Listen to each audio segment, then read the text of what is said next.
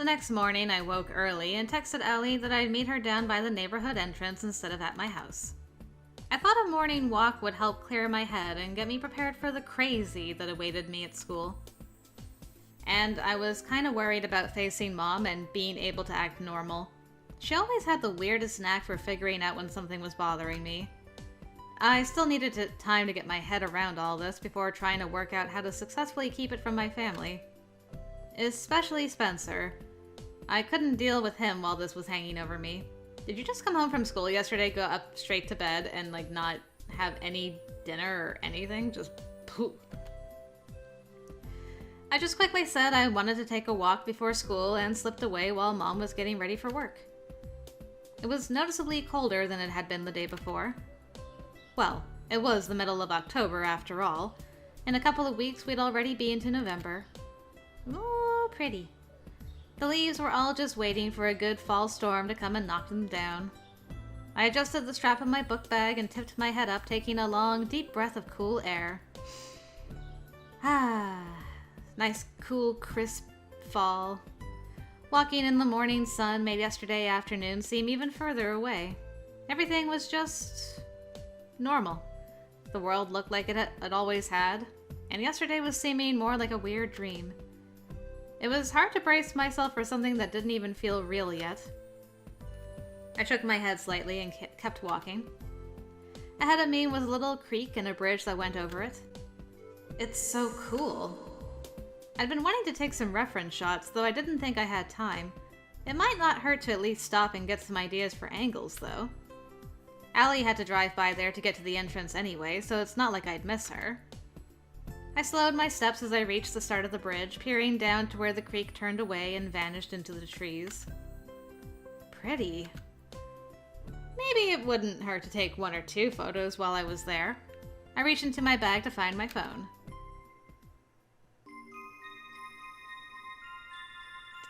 Okay. Come by, come by. I paused, tipping my head to the side. Was that a voice? I stood still and listened. Sure enough, there was a faint voice muttering in raspy sing-song. It sounded like it was coming from under the bridge. Troll? Friendly troll? Currants and gooseberries, bright fire like barberries, figs to fill your mouth, citrons from the south, sweet to tongue and sound to eye, come by, come by. Someone really is under there. The creepy voice, which continued to sing, conjured images from every old fairy tale I'd ever read. Still, I wonder if it's a homeless person. If I listened carefully, I could hear them puttering around down there as they hummed. It was awfully cold for someone to be staying under the bridge. I bet the neighborhood association would have a heart attack, too.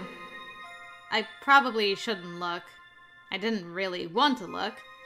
But, whoever it was couldn't just stay under there. It would probably be best to let someone know so they could help them find a more reasonable shelter. I found myself carefully picking my way down the embankment, one hand on the lower edge of the bridge to steady myself. The voice stopped the moment my feet started crunching through the dried leaves. Shoot, what if it's someone dangerous? My heart was in my throat as I carefully peeked under the bridge. I expected just a craggy old man in dirty clothes. Well, hello! Spriggan? You look friendly. Instead, I came face to face with impossibly large moss-green eyes and a mouth as wide as my head, giving me a toothy smile. I froze. The eyes blinked. I blinked. Whatever it was reached toward me with a gnarled hand. I let out a shriek and staggered backwards. You're back! You came back! Creaky joints unfolded and huge feet shuffled toward me. The thing was massive, much bigger than I'd realized at first. Were we friends before I left? I tried to scramble away. Come with me. I'll help. I know how to help. I threw my book bag at the creature's face and tried to run up the slippery embankment. A clammy hand clamped around my wrist, pulling me back toward the creek. I screamed again, desperately trying to pry the fingers off. Let go! Let go! Its grip tightened, and it chuckled with that rusty voice. Come away. Come. I looked back, terrified, as it dragged me down the creek bank. Suddenly, there was a heavy weight against my back, and two soft hands covered my eyes. Okay, who came to rescue me? That's a goblin? That's a goblin? Man, I was wrong with both my choices. Don't look. You mustn't look at goblin men. That's what the old poems say, isn't it? The whispered voice was familiar. That girl from the club yesterday? What was her name? Brenna? Brenna saved me? Help! Come on now, let her go! There was a soft, menacing hiss next to my ear, and suddenly my wrist was free. I tore myself away from Brenna and, nearly in tears, scrambled back toward the bridge. I clawed my way up the side of the embankment and bolted for the entrance, my heart still in my throat. As my feet pounded against the pavement, I heard a hoarse, raspy voice rustling after me, but this time I couldn't make out the words. By the time I reached the entrance, I was completely out of breath. Sure, don't thank Brenna for saving you or anything. I kept looking over my shoulder, expecting to see that thing clambering up the road for me, but neither it nor Brenna was anywhere in sight. What was that? A few moments later, I saw Allie's car crest the hill and come quickly toward me. I sagged with relief, barely waiting for her to stop completely before climbing in. What's wrong? I swear I could never hide anything from her. Something. There was something under the bridge. Ellie glanced in the rearview mirror. Something? I shook my head, still trying to catch my breath. Just go, please. My voice was completely hoarse. I wondered if anyone heard me screaming. And what had Brenna been doing there? I suppose I shouldn't question that. She definitely saved me. Ellie and I drove in silence, but she kept giving me sidelong looks. I kept checking behind us just in case. Ellie was nice enough to wait until I calmed down before asking about it, and that was just about when we reached the school. Okay, now tell me? I don't know. I was going over the bridge and I heard a voice. I shouldn't have looked. I definitely should not have looked. What was it? I'm not sure. It looked vaguely person-shaped, but it had huge teeth and eyes. It tried to grab me. I pulled up the sleeve of my jacket and showed her the distinctly hand-shaped mark on my forearm. Whoa, you okay? I nodded. Come on, let's go into the club room. I don't want to sit out here in the cold. I just nodded again and followed her as she started into the school. How do you manage to get away from it? She was speaking quietly, but there was no one around to hear us anyway. Brenna actually showed up and helped. Brenna did. Why She just doesn't usually get involved in things unless she has to. I guess that does kind of narrow down what it might have been, though. How so? Well, normally something like that could have been just about anything. There are tons of nature spirits, elementals, ghosts that lurk about. But Brenna typically doesn't take an interest in things unless it involves the Fae. Why is that? Well, she is one. A fairy, that is. I'm just glad she was there. It was trying to drag me into the woods.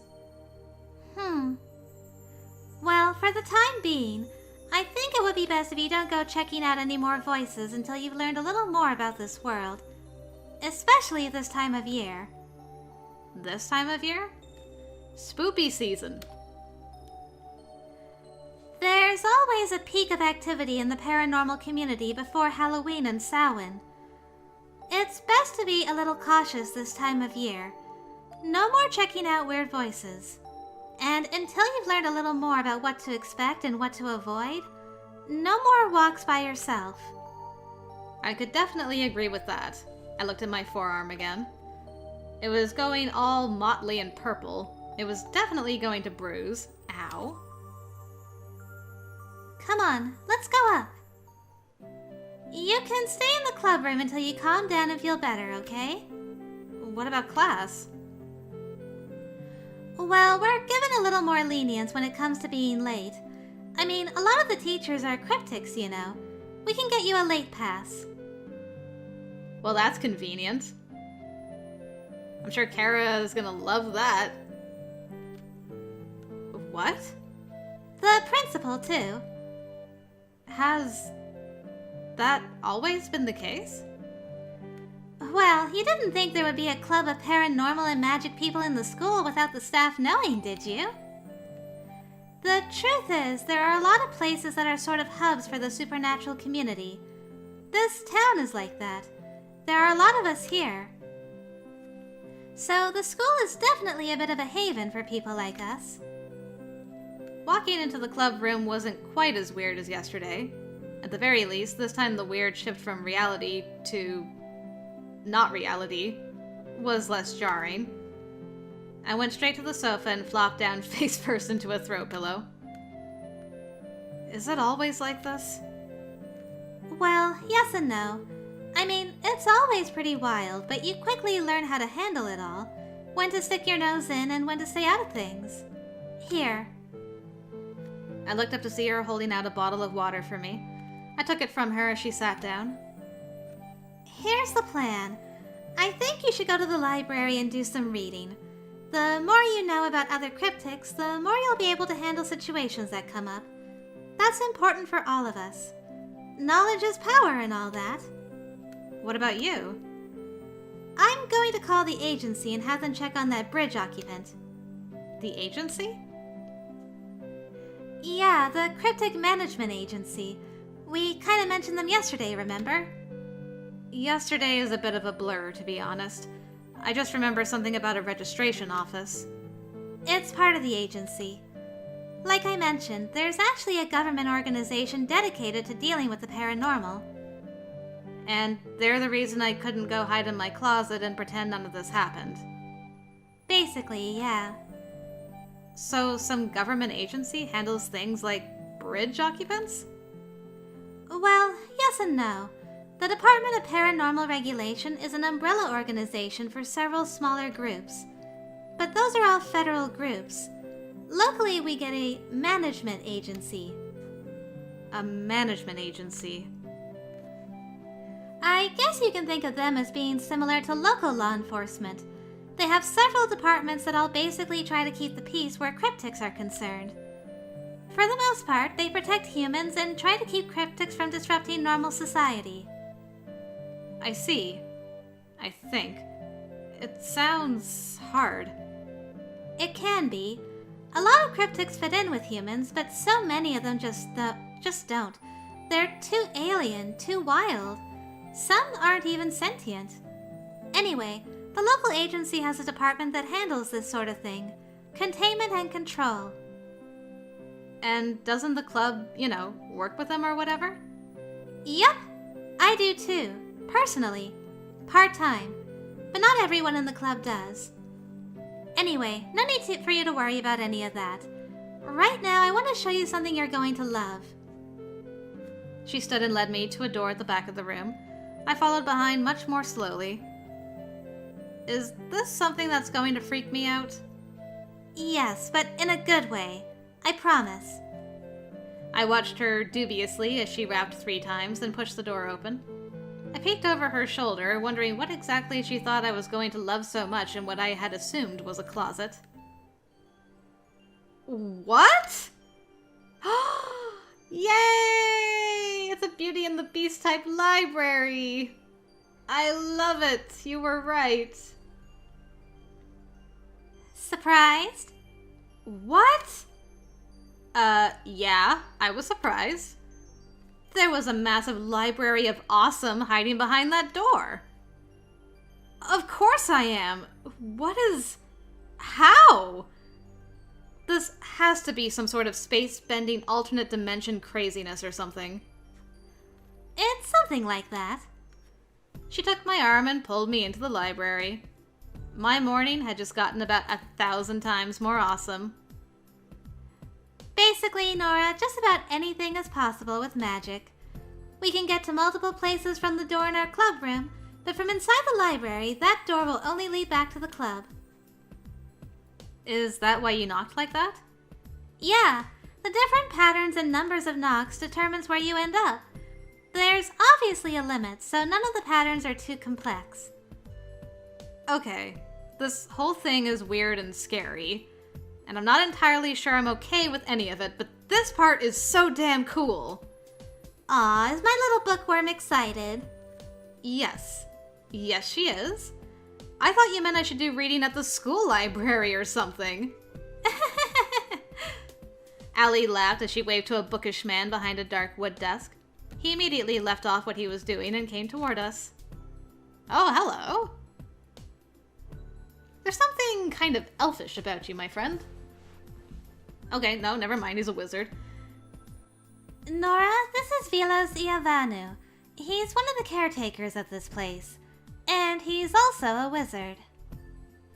It's nice to meet you. He really didn't look at all like a wizard, but he nodded politely. And what can I do for you? Vilas, this is Nora. I told you about her? Yes, the new member in the club. I recall. He had a fairly prominent accent of some kind. It sounded like he might be from Eastern Europe somewhere. Then again, for all I knew, this entire library was in Eastern Europe somewhere. Well, there was kind of an incident this morning. He raised an eyebrow as he looked at us over the top of his glasses. I was just about to go contact the agency. In the meantime, I thought Nora could just stay here for a while. Maybe read up on various cryptics. Since she's still kind of new to all this, I was thinking she could start with something basic and go from there. Just something to start getting herself educated. Especially considering how close we are to Samhain. Yes, this is a dangerous time to just be coming into this world. Dangerous? What exactly is so dangerous? She said something about an increase in paranormal activity. I'll try to explain it later. In the meantime, I'm sure we can locate some useful information for you, if you follow me. Well, that wasn't at all foreboding and concerning. I wandered after him, still looking around at all the books. What about when class starts? I told you not to worry about that today. Just stay in here and read for a while. Vilas stepped behind his desk, shuffling around for something in a stack of papers. What sort of cryptic are you? I don't know. Sorry, we're still kind of fuzzy on that one. I see. Then what particular species would you like to research? If you're a beginner, I would recommend one of the more common species as a starting point. Many of them have subclasses you can delve into for further reading if you like. He slid a sheet of paper across the desktop toward me. Perhaps something on this list. Human psychics, infected vampires, or wizards and witches. Okay, where's my handy-dandy notepad? Because Verly was kind enough to email me and tell me what kind of book I need to read in order to get on the routes I'm going for. So if I want to go for Corvin... Wizards! Wizards and witches, oh my. Which probably means he's a wizard. I had no idea where to start with all this, but the way I saw it, Ellie was a witch, and there was at least a reasonable chance I was something along those lines. Maybe. I should probably start there. Dangers aside, learning about myself seemed pretty important. When I suggested it, Vilas just nodded. A reasonable starting point. To my surprise, he let out a long, piercing whistle. I think I was expecting an assistant or something to show up to help fetch a book. Instead, a book literally flew out of the stacks and into Vilas's hand. I mean, it was a magic library and all, so maybe I should have expected that. But either way, I was pretty sure my eyes were still the size of saucers. He handed it to me, and I took it as if it was going to bite my hand off. Thank you? You needn't sound so unsure. Nothing in this place will harm you. That's good to know. Come on, you look like you're about to pass out. Yeah. Ellie led me to a nearby table and had me sit. So you're starting there? Well, I mean, you're a witch. I guess it seemed like the logical choice. She seemed happy about that for some reason. Hooray. Anyway, listen. I need to go call the agency, okay? I think I'll send someone else in to hang out with you while I'm gone. Really? I don't need a babysitter, but if you want to send Corbin in, I'm okay with that. I know. I just don't think it's a good idea to leave you alone after the crazy morning you had. I'll send Corbin. I know you think he's hot. Well, I was called out. Oh, shut up. Corbin wasn't hot. He was pretty. Like, the kind of pretty where someone should lock him in a tower and occasionally ask him to let down his hair. If he did that, he would probably fall out while trying. Ellie shot me a grin and darted off, leaving me alone in the magic library with my book about magic people. I kind of wanted to go back and start the day over, but without a dramatic kidnapping attempt at the neighborhood bridge. Reading was more fun when it didn't have a sense of urgency behind it. I opened the book. Wizards, witches, and magicians are the only group of humans who can use true magic. The defining difference between these classifications is that magicians are humans who are slightly more attuned to magic than the rest of the populace. They have no magic abilities of their own and must learn to use magic via books or other sources. Most magicians need a focal point such as a wand, staff, ring, or other object in order to practice magic. Witches and wizards are humans who are descended from magical beings. Their magic comes from within, and they require no focal point to practice. Their ability to use magic is inherent, and they only need to learn to focus their own minds to control it. Interesting. Interesting. If that was the case, I wondered if stage magicians sometimes actually used real magic. That would be kind of cool and funny. Or maybe there were laws to prevent people from doing that sort of thing on the off chance it would reveal the paranormal community? I wonder how they actually enforce things like that. And how did one damage control a situation where the paranormal was revealed to a large group of people? I flopped back in my chair. This was really too much to take in. You gotta start off slow, girl. But reading that made me wonder if maybe I wasn't a witch after all. I didn't feel particularly magical or attuned to magic or anything. I felt normal. Already tired of studying? You didn't last long. Ellie told me you like to read, so I figured you'd be buried in a tower of books by now. Oh god, Ellie really did send him! And he's winking! I haven't given up. It's just a lot to take in. Corbin pulled out a chair and swung it around, sitting on it backwards. I watched him lean it forward so the back was resting against the table. Somehow, I imagine this isn't going to end well.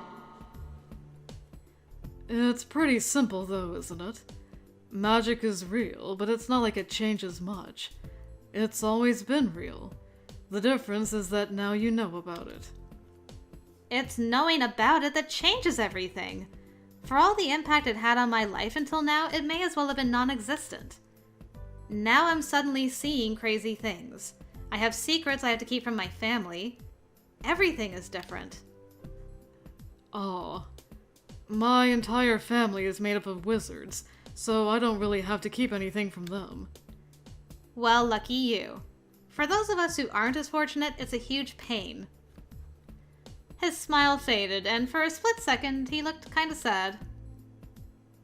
Yeah. Lucky me. Alright. Just getting a little scratch away at the surface there. Grand. So anyway, what have you learned? Well, so far this morning, I've learned never to look under bridges, and that there's a magical library hiding in another dimension in my school. Technically, we're not actually in the school anymore, you know. Thank you. That was definitely my biggest concern. Corbin leaned forward and rested his elbows on the table.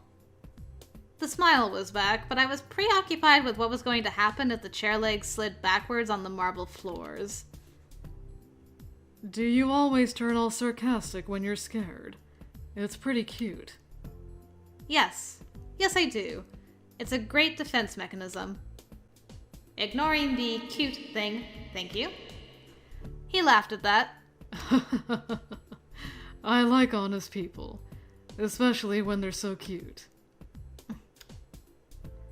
Don't look at me like that.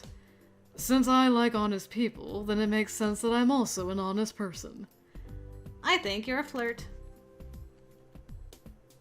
Is he trying to flirt with me? Because he kind of sucks at it. I don't know, it's working on me.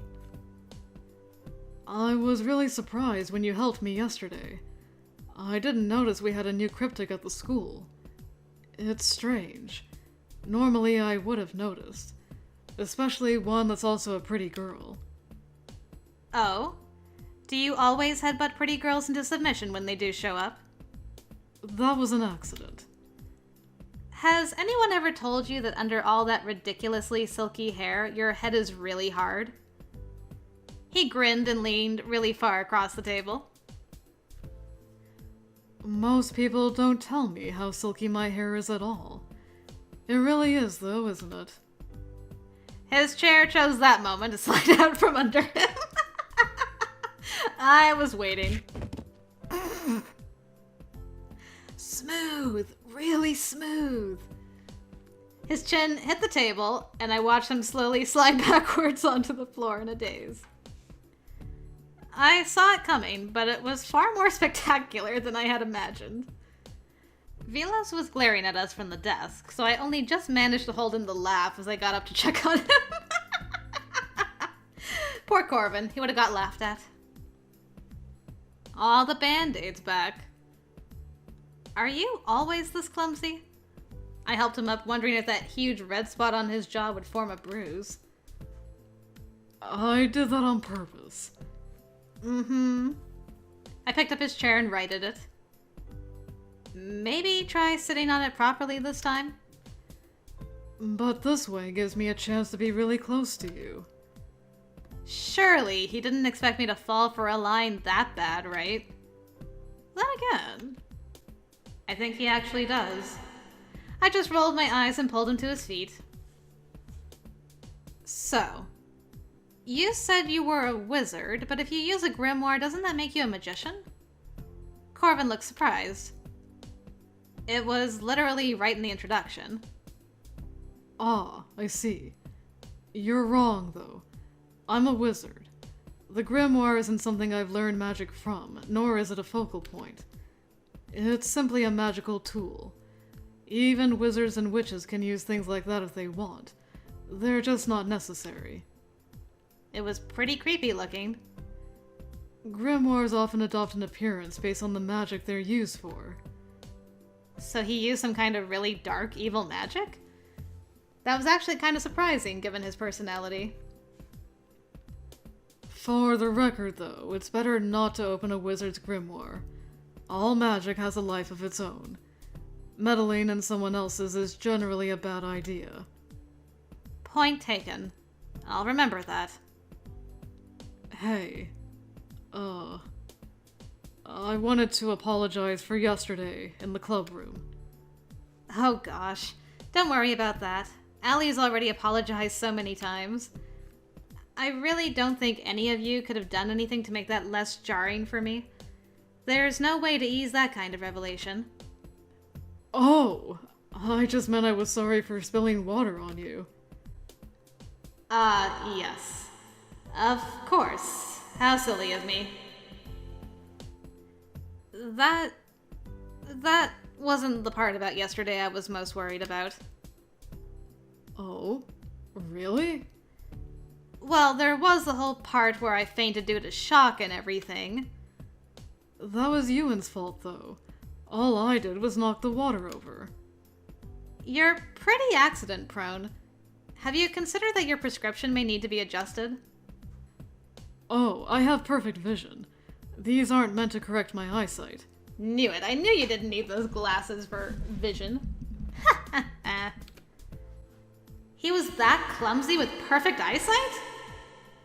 Why would you wear fake glasses? Most people wear glasses to be able to see better. I wear them to keep me from seeing things I don't want to see. I don't understand. The lenses act like a barrier. Some cryptics, especially humans who are just sensitive but have no other abilities, use this sort of technique to block out the paranormal. He took the glasses off and handed them to me. What sort of things do you not want to see? Things no one else would want me to see. What kind of magic does he use exactly? I slipped his glasses on and looked through them. Instantly, everything went blurry. Whoa, these are strong. Maybe it was the opposite problem and he was clumsy because the lenses were so strong. I couldn't see clearly at all. Do they have to be this strong to work? Corbin seemed confused. No. I just used a pair of my brother's old glasses. I mean, there's no requirement for the prescription strength. Wait, so you could put normal glass in them and they'd still work? That thought never even occurred to you, did it? Well... He was an airhead. A total airhead. Dude.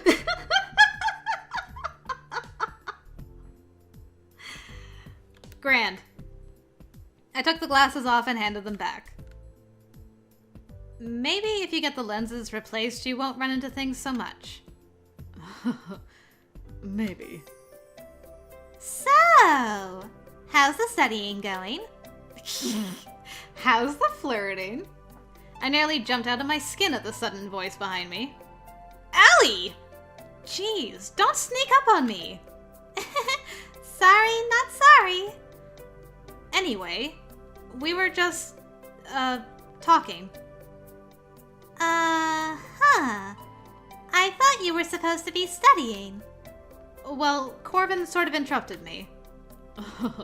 I did. Sorry about that. You just looked so forlorn, flouting the table sign like that. I wanted to cheer you up. I wasn't flopped. Cor, you are definitely not excused from class, so you might want to... Go?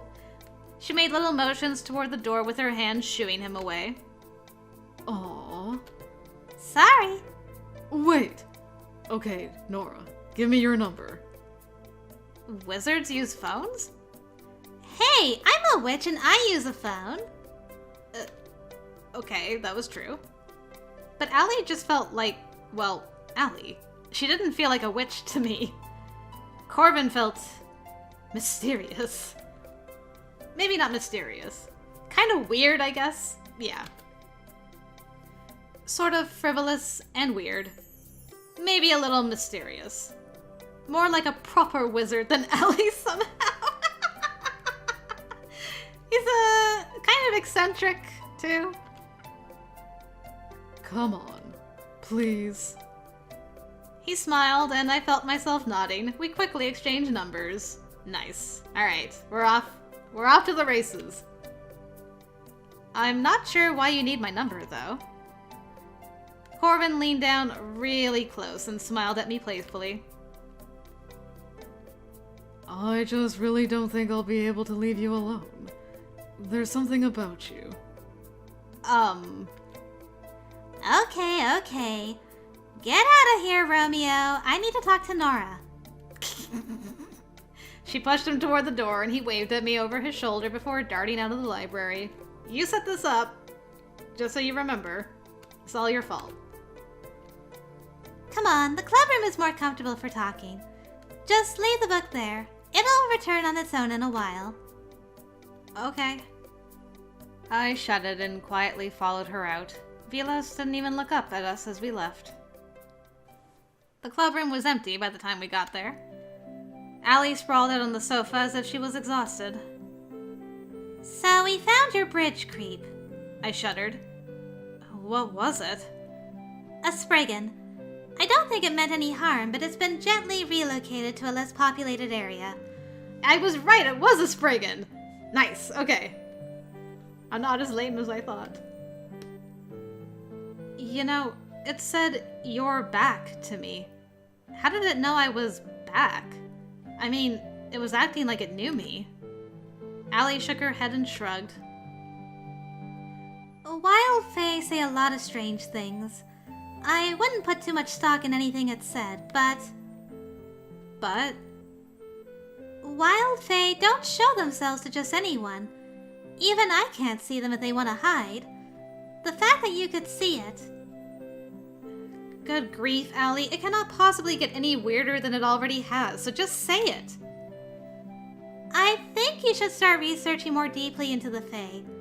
The fact you could see the Spriggan so easily could mean that's where your heritage lies. The agency guys agreed. Well, at this point that's no weirder than finding out I'm a vampire and I've secretly been sneaking out for years to eat my neighbors. Or finding out you're a witch. Or anything else magical, mystical, and or weird. No doubt. So now what? Well, you can hide in the club and read all day, but I also got permission to take you home early. On what grounds? On the grounds that you have a very, very bad migraine. That isn't actually a lie. My head really does feel ready to explode. It gets easier. I promise it does. I hope so. Want me to take you home? Actually, yeah, that would be great. By the way... She stood and went to pick up something by the door. My bag! We found it hanging at the bottom of the bridge.